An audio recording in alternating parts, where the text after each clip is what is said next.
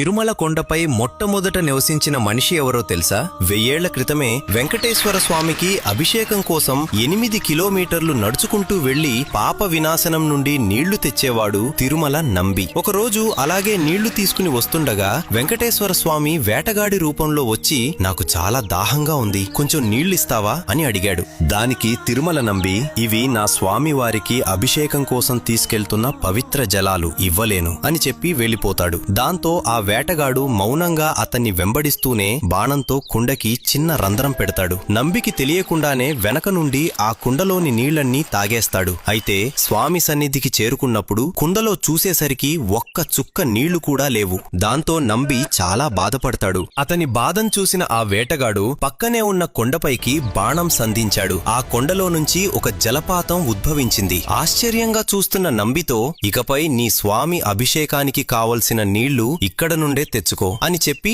ఆ వేటగాడు మాయమైపోయాడు. ఆ జలపాతాన్నే నేడు మనం ఆకాశగంగా అని పిలుస్తున్నాం. అప్పుడే నంబికి అర్థమైంది, ఆ వేటగాడు మరెవరో కాదు, స్వయంగా తిరుమల వెంకటేశ్వరుడే. ఆ రోజు నుంచే తిరుమల నంబి ఆలయం పక్కనే చిన్న ఇల్లు కట్టుకుని తిరుమల కొండపై మొట్టమొదటి నివాసిగా నిలిచిపోయాడు.